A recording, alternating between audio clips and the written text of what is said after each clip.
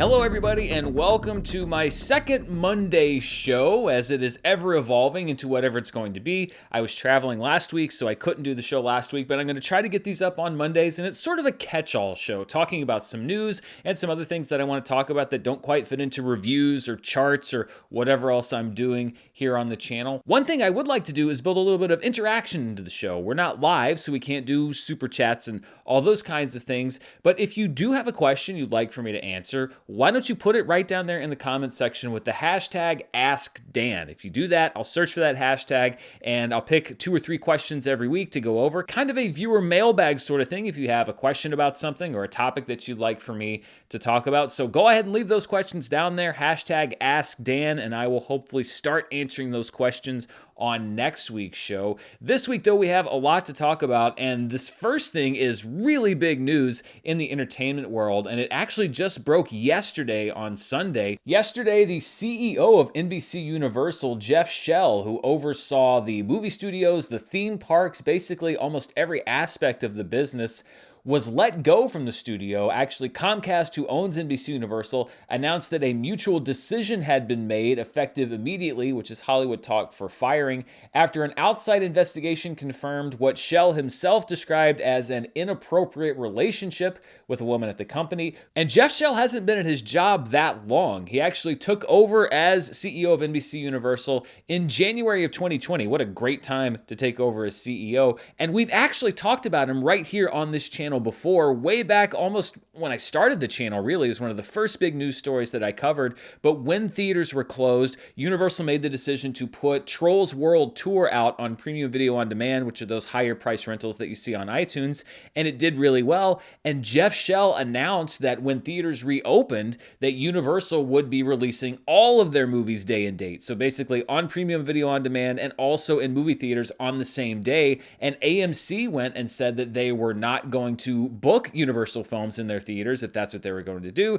There was a big standoff between Universal and AMC, and then eventually they settled on the deal that they have in place now, which is a 17-day theatrical window for Universal films for movies that open below a certain box office threshold, and a 30-day theatrical window for films that opened above a certain box office threshold, although those windows are variable. That's the kind of thing that Jeff Shell helped to navigate as the chairman and CEO of NBCUniversal, and he was an advocate of collapsing that theatrical window and led the way. So a lot of the current system that we have in place with how movies are navigating from theaters to digital to premium video on demand, etc., a lot of that comes from Jeff Shell's tenure at NBCUniversal. Jeff Shell was actually, as you would imagine a CEO being, critical to the strategy in so many divisions, not just the movie studio, the theme parks for Universal, which are undergoing expansion both in Florida and also in Hollywood, Peacock, their streaming service, which is of course battling for survival in the streaming world, and there are constant changes and alterations to the way that that part of the business is going. I mean, imagine somebody being in charge of all of those things, and then you literally lose them overnight. Jeff Shell is just gone, and I think that that kind of speaks to the severity of what this investigation found. This was a third-party investigation, and based on the findings of that investigation, Jeff Shell exited immediately. And in addition to all the things that are currently on the plate over at NBCUniversal, you have a couple of other big things. Of course, the summer movie season, which launches in just a couple weeks, and you have big Universal titles like the latest Fast and the Furious film that'll be hitting theaters. And there's also a big pending deal with Hulu, because by the end of the year, NBCUniversal could force Disney to buy out its share of Hulu so that Disney would basically own that service pretty much outright, and that would be a huge windfall, of course, also for Comcast and NBCUniversal, and there are negotiations around that and decision-making. So this is a big deal. I mean, I know that Jeff Shell is not a name that most people know, but the ramifications from what's happening here are going to go through a lot of the things that people are familiar with, and this is probably the biggest story going this morning in Hollywood. Monday morning, there are going to be a lot of people scrambling to figure out what to do. And of course, number one is, who is the new CEO of NBCUniversal going to be? And can that person handle just stepping right into the job, basically running to catch up, because you don't have that usual period of transition? And when you look at the last year or so, this is the third big change we've had at the top of one of these major studios. You have Jeff Shell exiting. Of course, you had Bob Chapek being fired at Disney and replaced by former CEO Bob Iger. And then you had David Zaslav over at Warner Media after the whole Discovery merger, who's come in and made all of those changes. And you would think that right now, when the market is so unstable as far as streaming services and the economy of everything, you would want stability at the top, but that's not what we're getting at so many of these major studios. Instead, we're getting regime changes and kind of changing the direction of the company based on that person. Disney has dismantled divisions. Warner Brothers has dismantled divisions and completely changed the strategy of the company. I don't necessarily think that's what we're going to see here with NBC Universal, because Jeff Shell leaving didn't necessarily come about because there was a strategy that was not working. It seems like that there were personal issues that necessitated his exit. So I think what we're going to see with whoever succeeds him is basically somebody who's going to stay the course, at least for right now, of where the company is going. So this is a very interesting story to track and see what's going to happen next at NBC Universal. But yeah, a lot of sleepless nights and a lot of people trying to figure out what's going to happen next at that studio today. Something that could be a welcome distraction for Universal this week is that this is also the week where CinemaCon kicks off out in Las Vegas. If you don't know what CinemaCon is, it's a celebration that is hosted by the National Association of Theater Owners, or as I call them, Not That NATO. And this is basically where all the studios converge to pitch their newest movie lineups and make some big announcements to theater owners and select journalists. I say select journalists because I actually applied to cover CinemaCon as a journalist this year, but as you can see, I'm not in a Las Vegas hotel room, and that's because my request was denied. Denied! Sit down! Oh well, maybe next year. Really, the reason I'm covering it here is that this could potentially be a big week of announcements, both here on the channel and in the entertainment world. So this is a brief preview of what you might see coming out of CinemaCon this week. First of all, starting today at 6:15 Pacific time, Sony will be presenting their upcoming slate and making some announcements. Likely some news coming out about the next Ghostbusters film, potential big Spider franchise news, we don't quite know yet. Tomorrow is a big day because starting at 8:30 a.m. Pacific time, Warner Brothers is going to make their presentation, probably some DC news, some HBO Max news, and tomorrow afternoon/evening, they will be screening The Flash in full for convention attendees, so public service announcement. Be on the lookout tomorrow for first reactions from people at CinemaCon who saw the movie, and who knows, probably some spoilers for the movie will start making their way out after tomorrow's screening. So if you don't want to know anything about The Flash, now is the time to start muting those keywords on social media, etc., because it starts getting out into the public tomorrow with this CinemaCon screening. On Wednesday at 9:30 a.m., Disney will be presenting its upcoming slate alongside 20th Century Studios. They'll then be screening the upcoming horror film The Boogeyman. Then at 4 p.m. on Wednesday afternoon, Universal is going to present their slate as well as that of Focus Features. And finally, on Thursday, Paramount and Lionsgate will be presenting their upcoming slates before the festival comes to a close. CinemaCon really is the Comic-Con for theater owners. It's where they all get together, they talk about the state of the business. This allows them to sort of set their own expectations for movies that are coming out this year, next year, and then possibly in the future. And studios want to put their best foot forward because they want the theater owners to be excited to book their films in their theaters, especially if they're not part of a big chain. So this is a big deal, and I would expect at least a handful of big announcements to come out this week. So stay tuned on the movie news front because this could be a big one,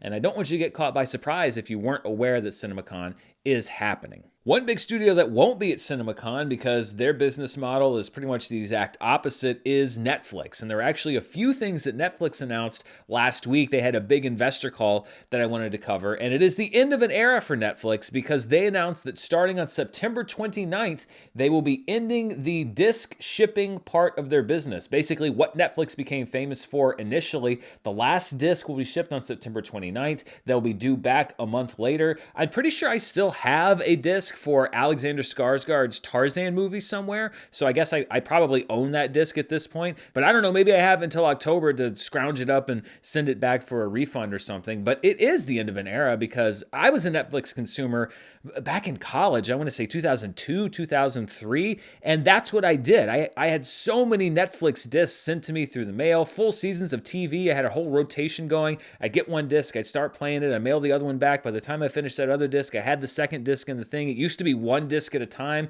That was a great innovation when you could get 2 or 3 discs at a time. One thing that I'm going to miss about the fact that you can't do the mail-in version of Netflix, even though I haven't done it for quite some time, is that there are a lot of movies that are not on streaming anywhere. And having them available on physical media through Netflix for some of those movies, that's the only place they were available. You can't find them to buy, you can't find them streaming anywhere. And so there are going to be a lot of movies as physical media starts going away that just get lost. And there have been papers written on this, that every time there's a new thing, VHS, Laserdisc, DVD, Blu-ray, streaming, there are a certain number of movies that get left behind. And with all of the crazy rights issues that exist right now, I think there are going to be a huge amount of movies that are left behind on the streaming front. So one more avenue is closing as far as access to particularly older films, independent films, more obscure films on physical media, with Netflix shutting this down. However, it makes sense. I can't imagine they have more than a handful of customers that were still using this service. However, something that more than a handful of Netflix customers are still using is other people's passwords. And that gravy train is about to end, because Netflix also announced last week that they are going to be rolling out their crackdown on shared passwords globally sometime in the second quarter, meaning sometime through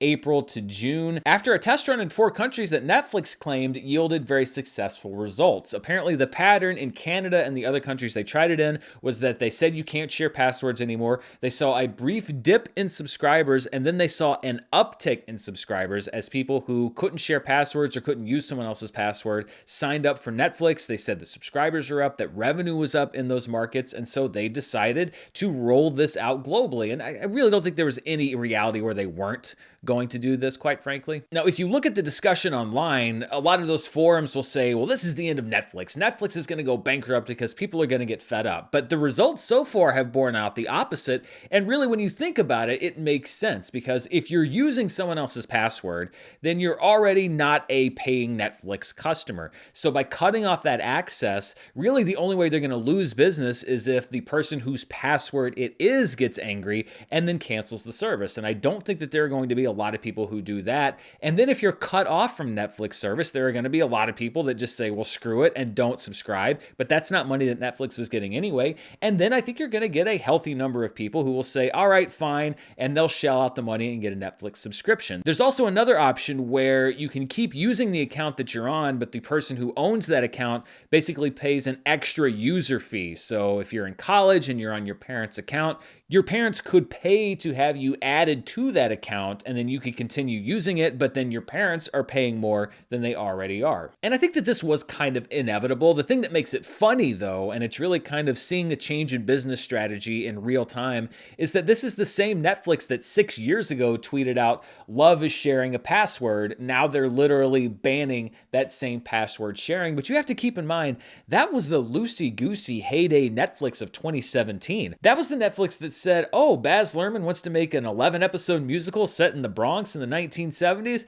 Here's $120 million. And while you're at it, throw $100 million at that Will Smith Orc Cop movie. I've said it before and I'll say it again. I think that Netflix was recklessly arrogant in their spending. I think that they thought that they had infinite market share to take up, that they would never stop growing, that nobody could ever compete with them as big as they are. And now they found out that they have to work hard to compete with everybody else because they're no longer the unbeatable behemoth. And that's not really shocking. I mean, the story of the tortoise and the hare didn't stick around for 2 millennia because it wasn't applicable to real life. Netflix thought they were invincible. They're not invincible. And now they have to tighten the belt and find that money in places where they didn't have to look before. And actually, the weirdest thing to me about all of this is that with Netflix doing things like the whole password sharing thing and scaling back investment in original programming, they still refuse to take a bunch of money that I think they're leaving on the table. And that's because on the earnings call last week, Ted Sarandos ruled out wider releases for Netflix original films, saying, quote, driving folks to a theater is just not our business. Having big, new, desirable content drives value for our members and drives value for our business. There are no major changes in play.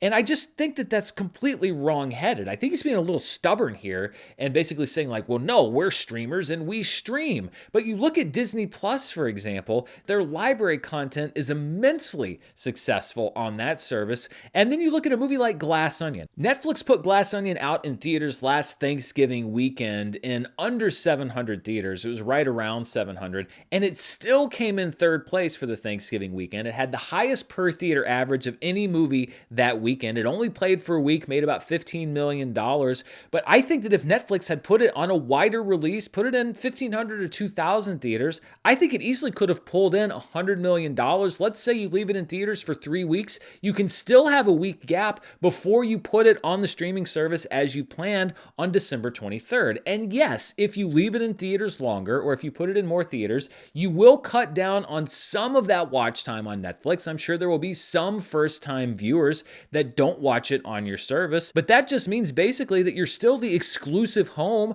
of a movie that they saw in theaters and hopefully liked in theaters. You're going to have the audience that would never have gone to see it in a theater and is happy to watch it on Netflix, as the people did this past year with Glass Onion already. I think worst case scenario, you're only driving away a small number of theater goers and keeping everybody else who would have watched it on Netflix anyway. The downside there just doesn't seem to be that bad, whereas the upside is being able to bring in more money against the $200 million investment that Netflix made in getting both of these movies from Rian Johnson. Are they keeping enough Netflix subscribers just through that $200 million Knives Out deal to justify spending that money? I'm not so sure that they are, and why not give the hybrid theatrical model a bigger swing? I guess the part that's sort of weird to me is to see Netflix leaving what I think is some money on the table by not going wider with their theatrical releases, but also doing all of these cost-cutting measures, including this password crackdown, especially when I think that there are some ways that the service could also cut down on expenses. Maybe you don't have to go after the kids that are using their parents' passwords in their dorm rooms. For example,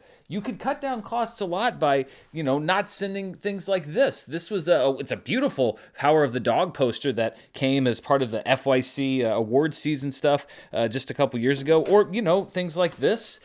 This is a beautiful Pinocchio framed poster that we got this past award season. Or, it really, if you just want to cut down on things like these. I mean, I get it. A Marriage Story. We have 2 books, one from each of the characters' points of view. That's great with that. But, when you're looking at the production costs, if you're Netflix, and how much these things cost to, Irishman here, cost to do, awards season really is a place where your expenditures could really go down because, these are not cheap books. Sorry, I hit the microphone, I have to move my computer there. I mean, these books aren't cheap. And when you have movies like Mitchell's versus the Machines, which of course was a big Oscar hopeful, you have movies like Klaus, which Netflix really wanted to do. When you think about all of the different expenses that go into this, binding and printing, etc., and you never know. Of course you do want to get the hype up for different things, and you want to make sure that the critics are aware of what your different films are and what is usually acceptable for awards consideration, etc. And you want to make sure.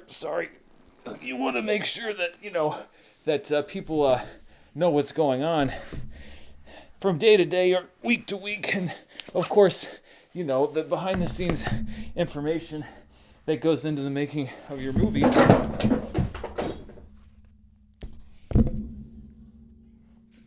It's good. It's just me being silly. I guess the overall point I'm trying to make here is that Netflix definitely is able to splash out on things like these books, which are sent to hundreds, if not thousands, of critics. So if you're going to cut costs for some people, Netflix, as a critic who gets these things, I wouldn't mind if you cut a few here, because these are just the ones I decided to keep. There's a lot more to get into, but before we do, I want to thank the sponsor for this episode, Babbel. I don't know if you know this, but I'm actually getting married later this year, and Mara and I are already talking honeymoon destinations. Communication is key to fully experiencing a new culture, and that's where Babbel comes in. It's a language learning app that sold more than 10 million subscriptions. Thanks to Babbel's addictively fun and easy bite-sized language lessons, there's still time to learn a new language before you reach your destination. I proactively started going back over my Spanish lessons, and it's like riding a bike. Babbel makes it so easy, it's almost like I never stopped studying. Their expertly crafted lessons are built around real life, so you can learn how to have practical conversations, and unlike other language learning apps that use AI for their lesson plans, Babbel lessons were created by over 150 language experts. With Babbel, you can choose from 14 different languages, plus their speech recognition technology helps you to improve your pronunciation and accent. Start your new language learning journey today with Babbel, and right now you can get up to 55% off your subscription when you go to babbel.com/Dan. That's Babbel, BABBEL.com/Dan for up to 55% off your subscription. Babbel, language for life. All right, let's do a few quick hits before we wrap out of here. First of all, let's take a trip somewhere. It's a new feature here on the show. We're going to the franchise graveyard to see what old franchises are being dug up by the studios this week.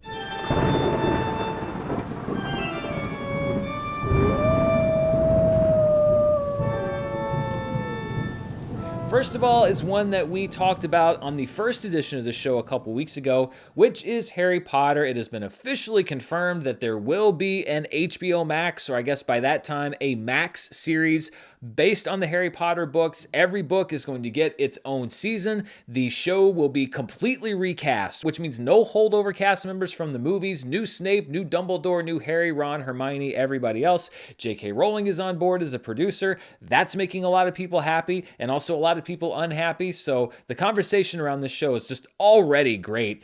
I still don't get this. I understand that there is a dedicated group of people that don't feel like the Harry Potter books were given justice, but I don't know if it's enough to really justify the investment in this. But I also believe with all of my heart that David Zaslav and the Warner Discovery execs are creatively bankrupt and extraordinarily risk averse. So I guess this shouldn't be such a big surprise. Maybe 10 years down the line when they finish making these books again, I'll be a 50-year-old man sitting here talking about how much better this version was, but this 40-year-old man is sitting here saying, I don't really understand this move, but it's happening. Also happening in some form is a revival of the Twilight series. Now, we don't yet know what form this TV series is going to take. There are very few details. It could be new adventures, it could be spin-off adventures, or they could do what the last two Twilight movies did, which is to just copy what Harry Potter is doing and do TV seasons based on each Twilight book. Now, I've never read the Twilight books. I've heard that there is some stuff that's lost in the movies, but even more so than Harry Potter, didn't we really say all we needed to say in the Twilight series with those 5 Twilight movies? I mean, how much could possibly have been left out? However, it's a brand name. It's easy money as far as Lionsgate is concerned. So we're going to be seeing apparently a Twilight series, or at least one is being actively discussed. And then Galaxy Quest. This one gets kicked around all the time, but apparently Paramount Plus is looking to make a Galaxy Quest TV series again. There was a version with Paul Scheer that was being talked about. I think way back when we did the Galaxy Quest documentary with Fandom and Screen Junkies, they were going to make a TV show that never came to fruition. They're going to try to revisit that idea again. I mean, they just got Star Trek right, or at least Star Trek Picard on their third try. So maybe they can get Galaxy Quest right on the first try over at Paramount Plus. But again, unless you have the original cast, and you can't have the entire original cast because you're not going to have, sadly, Alan Rickman, I just don't know what you can do with the concept. It's already a parody of Star Trek. This isn't really me saying, like, I don't think they can do something with this idea, but I just think it needs to be something clever. I know it was only one movie almost 25 years ago, but it was a really smart movie and a really well-made, fun movie, and it's a very thin line between parodying something and then just becoming the thing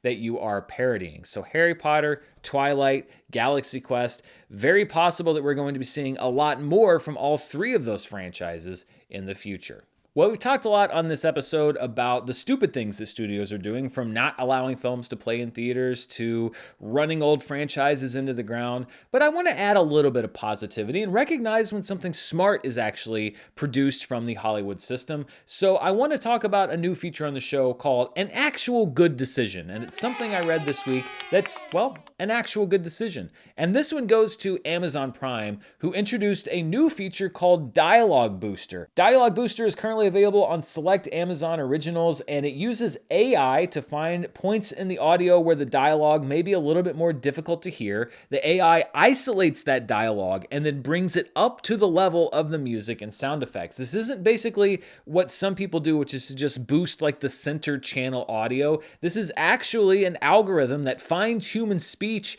and just selects that and brings it up so that you don't have to ride the volume up and down on your remote. Now, some people might say that it even even better solution to this problem would be for studios and TV networks to mix their shows so that the dialogue and the music are at the same level. But as long as Christopher Nolan's working in this industry, that's not going to happen. So I think that this is the best solution that we have right now, and I applaud Amazon. It's about time they use those billions to actually do something good and not technology that watches for when their truck drivers are going to pee and make sure that they don't do that. This is good Amazon. Good Amazon. There's good Amazon and bad Amazon.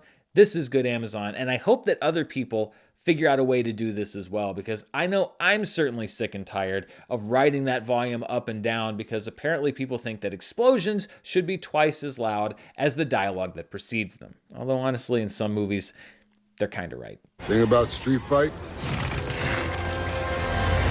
the street always wins.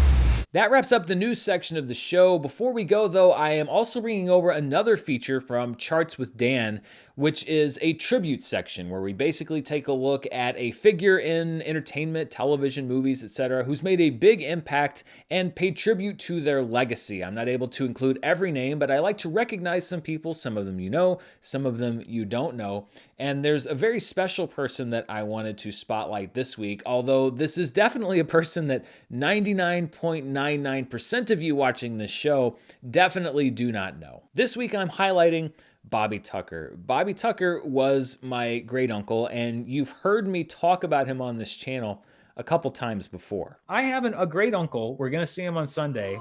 He's in his 80s. He just subscribed to the channel. He just subscribed to the channel. My mom was talking about the channel, and he's like, well, where do I go? And he went on his tablet, and he squished the subscribe button. Hi, Uncle Bobby. I don't know if you're watching, but thank you for being a subscriber. I appreciate it. At number 4 is Secondhand Lions, starring Michael Caine, Robert Duvall, and Haley Joel Osment, a movie you might not have heard of unless you are my great Uncle Bobby. This is his favorite movie of all time. So congratulations, Uncle Bobby. Secondhand Lions has its day in the sun. Everybody has a different relationship with their family, and I've been very lucky with mine. I have a very, very close family. We're a small family, and because we are such a close family, labels never really meant a lot. So, you know, genetically, Uncle Bobby was my great uncle, but really he and my great aunt are and always have been a third set of grandparents to me. And I also said that most of you don't know Uncle Bobby because, you know, he lived in a very small town in Arkansas for his entire life. He wasn't involved in movies and television, but my family has had a very profound influence on my life. So really, in a way, because you know me through this channel, then you know many members of my family. Uncle Bobby was a teacher, as so many people in my family are. For some reason, genetically, my family is drawn to teaching, whether you're linked to me by blood or married into the family. And maybe that's why I like coming on the internet and explaining things to people, because I enjoy sharing this and learning things from other people. He was a farmer. He raised plants for years at the greenhouses that he built behind his house. But he and my aunt, in their own way, also influenced my love of movies. For example, you may have heard me reference this movie on the channel many times before. Every Christmas, I talk about Santa Claus the movie, which is, if you haven't seen it, is one of the weirdest movies ever made. The reason that I love this movie is because when I would go down to their house, they didn't have cable. They had 2 channels, 3 on a good day. And so I would watch Santa Claus the movie on repeat at their house, but I would also watch other movies that they would have waiting for me or that I would bring. And so a lot of times my summers there, my visits there would become movie time. And so that had its own influence on me. And my uncle was just a wonderful, loving, caring, sweet man.